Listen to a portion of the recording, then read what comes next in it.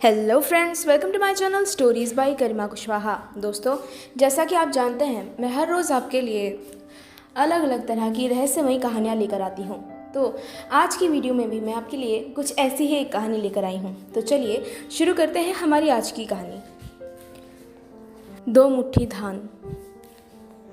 श्रुति और सागर हर छुट्टियों अपने दादा दादी के घर जाया करते थे। उसके दादा दादी गांव में रहा करते थे। गांव में उनका एक फार्म था जहां वो जानवरों को पाला करते थे और उनके दूध को बेचा करते थे। श्रुति और सागर दोनों को अपने दादा दादी के यहाँ जाना बेहद पसंद था। वो बेसब्री से अपनी छुट्टियों का इंतज़ार करते थे ताकि वो अपने दादा दादी के घर जा सकें। उनके पिता तो वहाँ उनके साथ नहीं रह पाते थे, पर हाँ, उनकी माँ ज़रूर उनके साथ रुक जाया करती थी। श्रुति और सागर दोनों 10 और 11 साल के थे। इस साल भी वो अपनी दादी के घर छुट्टियां मनाने के लिए गए थे। गांव जाने के बाद उन्हीं के हम उम्र बच्चे और भी मिल जाते थे। उनके चाचा चाची के बच्चे, उनके गांव के और भी बच्चे, और उन सबसे उनकी दोस्ती हो जाया करती थी। इस बार भी जब वो अपने दादी के घर गए तब वहाँ उन्हें उनके सारे दोस्त मिल गए। घर जाते ही उन लोगों ने साथ में खेलना शुरू कर दिया। फिर दोपहर के वक्त खाना खाया और कुछ देर आराम किया। फिर शाम के वक्त घूमने का प्लान बनाया और अपने दोस्तों के साथ निकल गए खेतों की तरफ घूमने के लिए। बच्चे सब एक साथ खेलते रहे, घूमते रहे काफ़ी देर तक।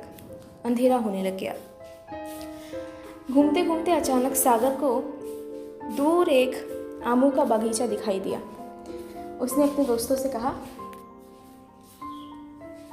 सुरेश, वो देख आमों का बगीचा, चल चले वहाँ आम तोड़ कर खाएंगे। अरे वहाँ ना बाबा ना, तू पागल है, वहाँ नहीं जाते। क्यों? वहाँ ना रात के वक्त भूत रहते हैं। क्या रात के वक्त भूत रहते हैं? हाँ। श्रुति और सागर भूत का नाम सुनकर ही डर गए और उन्होंने वापस घर जाने में ही भलाई समझी। सब बच्चे वापस अपने घरों को लौट आए। श्रुति और सागर भी अपने घर लौट आए। खाना खाने के बाद दोनों बच्चे अपने दादी के कमरे में गए और उनसे बोले, दादी माँ, हमें कहानी सुनाओ ना। कहानी? हाँ हाँ, क्यों नहीं सुनाऊंगी। किसकी कहानी सुननी है तुम्हें? दादी, वो आमों के बगीचे वाली कहानी सुनाइए ना।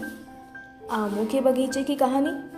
हाँ दादी, वो बगीचा है ना खेतों से पार, नहर के उस तरफ, वो बगीचा। हाँ, सुरेश ने मुझे बताया वहाँ पे रातों के वक्त भूत रहते हैं। मुझे भूती कहानियाँ बहुत पसंद है, सुनाइए ना दादी। हाँ दादी, सुनाइए ना। श्रुति ने भी अपने भाई का साथ दिया। अब तुम लोग इतना कह रहे हो तो मैं सुना ही देती हूँ।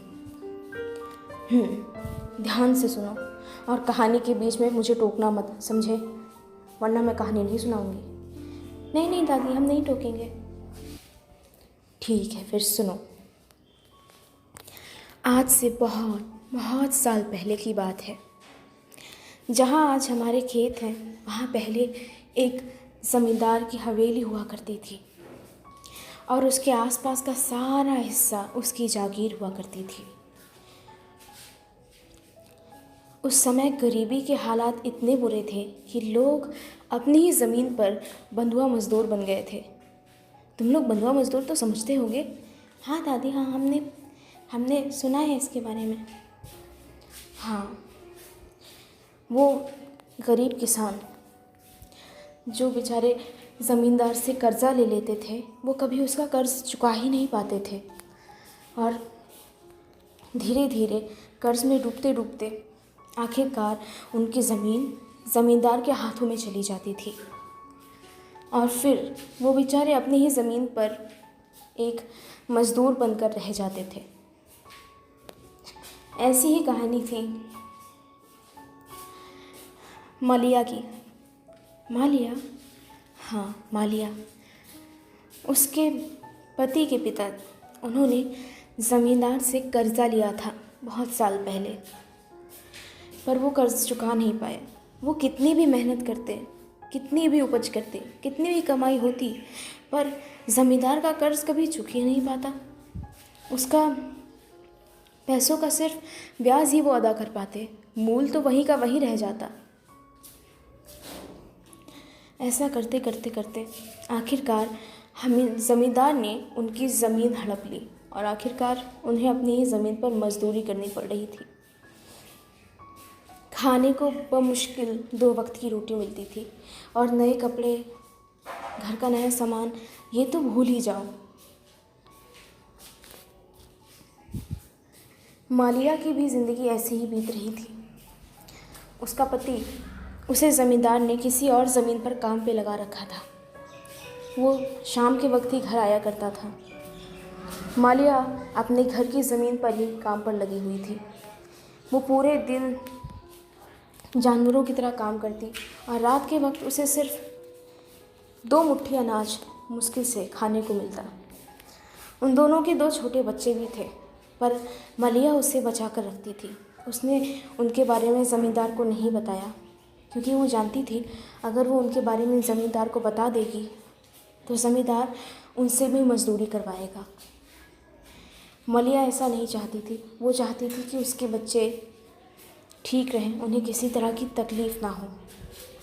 उस साल ज़मींदार ने अपने खेत में धान की खेती करवाने का फ़ैसला लिया था। मालिया और उसकी जैसी और भी औरतें पूरे दिन धान की रोपाई में लगी रहती थी। जी तोड़ मेहनत करते थे वो लोग धूप में, और फिर खेत की सिंचाई और फसल की देखभाल, और इसके बाद भी उन्हें पेट भर खाना नसीब नहीं होता था।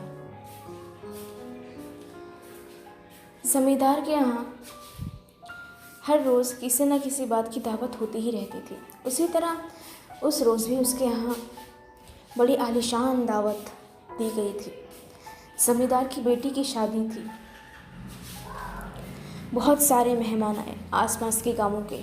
ढेर सारे पकवान बनाए गए और सब लोगों ने छक कर पकवान उड़ाए।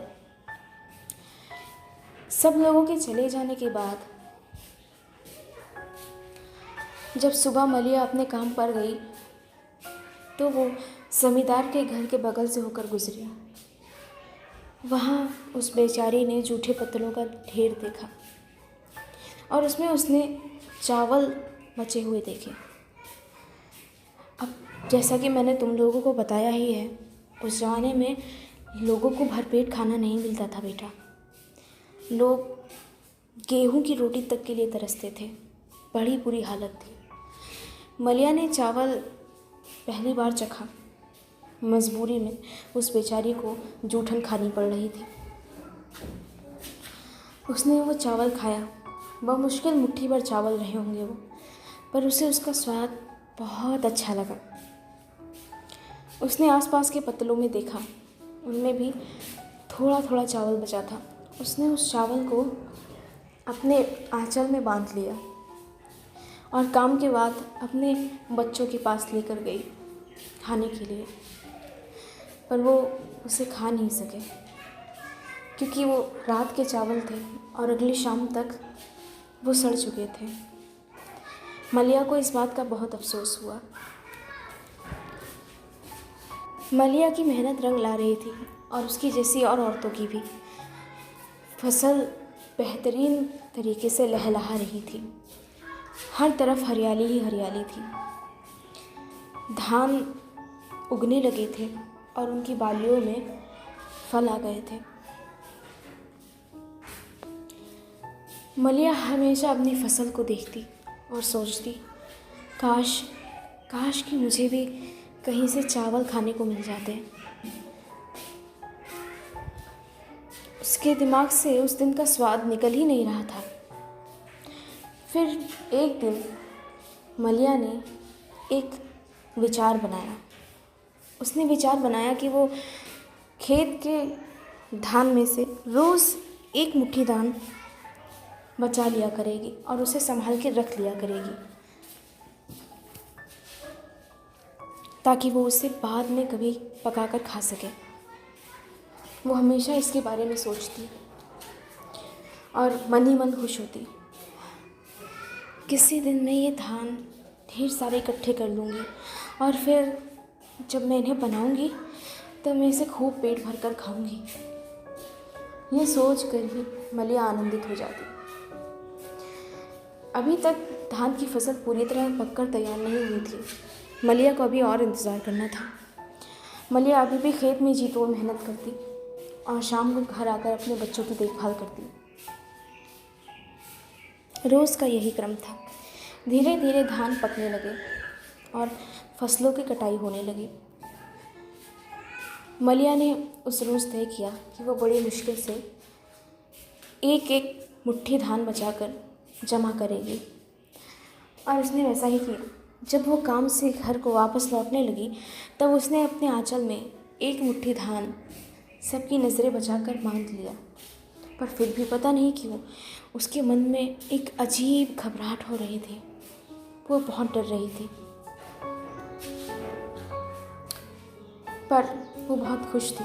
जब वो घर पहुंच गई उसने वो धान संभाल कर एक छोटी सी मटकी में रख दिया और उसके अगले दिन भी उसने एक छोटी सी मुट्ठी में धान इकट्ठा किया और वापस अपनी मटकी में रख लिया। मलिया रात को सोचने लगी, जब मेरे पास इतना सारा धान इकट्ठा हो जाएगा तब मैं इसे पकाऊंगी और वह पेट भर कर खाऊंगी और अपने इन बच्चों को भी खिलाऊंगी। फिर मलिया के मन में एक विचार आया, पर मैं ये धान साफ़ कैसे करूंगी? कहीं ज़मींदार को पता चल गया तो हमारी खाल उधड़वा देगा। मैं इसे यहीं अपनी झोपड़ी में ही साफ़ कर लूँगी। रात के वक्त जब सब सो जाएंगे तो मैं चुपके से उस धान को निकाल कर कूट लूँगी और उसे साफ़ करके रख लूँगी। अगले दिन भी मलिया ने ऐसा ही किया। वो एक मुट्ठी धान बचाकर अपने घर ले आई। उसने उस मटकी को छुपाने का निर्णय लिया। उसने सोचा, अगर ज़मींदार को इस मटकी के बारे में मालूम चल गया, कहीं वो मेरे घर आया और उसने ये मटकी देख ली तो वो ज़रूर जान जाएगा कि मैंने धान छुपा कर रखा है। मुझे कुछ ना कुछ तो करना ही होगा। मलिया ने ऐसा सोचकर अपने घर के ही एक कोने में ज़मीन में एक गड्ढा बनाया और उस मटकी को उसी में छुपा दिया। उसके ऊपर उसने एक बड़ा पत्थर रख दिया। अगले दिन हल्की बारिश हुई। मलिया खेतों पर काम में लगी रही, पर आज वो धान नहीं ले जा पाई क्योंकि आज ज़मींदार के साथ काम करने वाले लोग खेत में ही इधर उधर टहल रहे थे, फसल की उपज जांच रहे थे। इसलिए 2-3 दिन तक ऐसा ही चलता रहा। बहुत सख्ती हो रही थी बेचारे मज़दूरों पर। हमेशा कोई ना कोई खेतों में मंडराता ही रहता था और इसलिए मलिया कुछ दिनों तक धान नहीं ले जा पाई। और इस बीच जो उसने एक मुट्ठी धान इकट्ठा किया था, ज़मीन के अंदर रखा होने की वजह से उसमें नमी आ गई और बारिश की वजह से उसमें अनाज में लगने वाले कीड़े लग गए। पर इस बात को मलिया का ज़रा भी ज्ञान नहीं था। आखिर 4 दिनों बाद मलिया को मौका मिला एक मुट्ठी अनाज इकट्ठा करने का। उस रोज़ भी कोई ना कोई खेत में घूम ही रहा था, पर मलिया ने नज़र बचाकर एक मुट्ठी अनाज अपने आंचल में बांध ही लिया। पर उसे ऐसा करते हुए आखिरकार एक इंसान ने देख ही लिया। मलिया ने भी उसकी तरफ देखा और वो समझ गई कि उसका राज फाश हो चुका है। वो बहुत घबरा गई। हड़बड़ी में कदम बढ़ाते हुए वो अपने घर की तरफ भागी और घर जाने के बाद उसने अपने बच्चों को उठाया और उनसे कहा, बेटा जल्दी करो, हमें यहाँ से आज रात को भागना पड़ेगा, किसी न किसी तरह यहाँ से निकलना ही पड़ेगा। पर माँ क्या हुआ? अभी बाद में बताऊंगी। और उसने तुरंत ज़मीन में गड्ढा खोदकर वो मटकी निकाल ली जिसमें वो अनाज इकट्ठी कर रही थी और उस मटकी को अपने हाथ में ले लिया। उधर ज़मींदार को ये बात पता चल चुकी थी कि उसके अनाज से मलिया रोज़ एक एक मुट्ठी अनाज इकट्ठा कर रही है। ज़मींदार इस बात पर आग बबूला हो गया और उसने तुरंत 2 लठैत मलिया की झोपड़ी की तरफ भेजे, पर मलिया तब तक वहाँ से निकल चुकी थी और भागते भागते जंगल तक पहुँच गई थी। ज़मींदार के लठैत अभी भी मलिया को ढूंढ रहे थे, बिल्कुल बाज की तरह, जैसे बाज अपने शिकार को ढूंढता है। मलिया बेचारी जंगल में भागती ही जा रही थी, भागती ही जा रही थी। फिर क्या हुआ दादी माँ? उसके बाद क्या हुआ किसी को नहीं पता बेटा। लोग कहते हैं कि सुबह के वक्त जंगल में मलिया की लाश मिली और वो अनाज जो वो इकट्ठा कर रही थी, वो मटकी उसके बगल ही गिरी हुई थी, वो टूट गई थी और उसमें मुश्किल से एक कटोरी अनाज भी नहीं निकला होगा बेटा। और उसके बच्चों का क्या हुआ? कोई नहीं जानता कि मलिया के बच्चों का क्या हुआ। उसके बच्चे पता नहीं कहाँ गायब हो गए। कुछ लोग कहते हैं कि मलिया को असल में ज़मींदार के लठैतों ने ढूंढ लिया था और उसे वहीं मार दिया और उसके बच्चों को गुलाम बना लिया।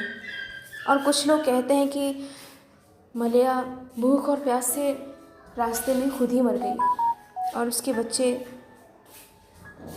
ना जाने कहाँ चले गए। तभी से उस जंगल के बारे में अफवाह फैल गई है कि रोज़ रात के वक्त मलिया वहाँ भागती फिरती है। लोगों ने, मुझे वैसे खुद तो नहीं पता, पर आसपास के हमारे पड़ोसी बताते हैं बेटा कि वहाँ उन्होंने एक औरत को एक मटकी लेकर भागते हुए देखा है और ऐसा लगता है जैसे वो कुछ ढूंढ रही हो। वो औरत अकेली ही होती है हमेशा, उसके बच्चे उसके साथ नहीं होते। तो मतलब कि वो मलिया का भूत है, कुछ कहा नहीं जा सकता बेटा। ये तो एक अफवाह है बस। और ये कहानी बिल्कुल सच है बेटा। तो दोस्तों, इसी के साथ ख़त्म होती है हमारी आज की कहानी। उम्मीद है मेरी आज की वीडियो आपको पसंद आई होगी। अगर मेरी कहानी आपको पसंद आती हैं तो प्लीज़ सब्सक्राइब कीजिए मेरे channel stories by Garima Kushwaha को और जुड़े रहिए मेरे चैनल से। साथ ही साथ वीडियो को लाइक और शेयर करना ना भूलें। Thank you.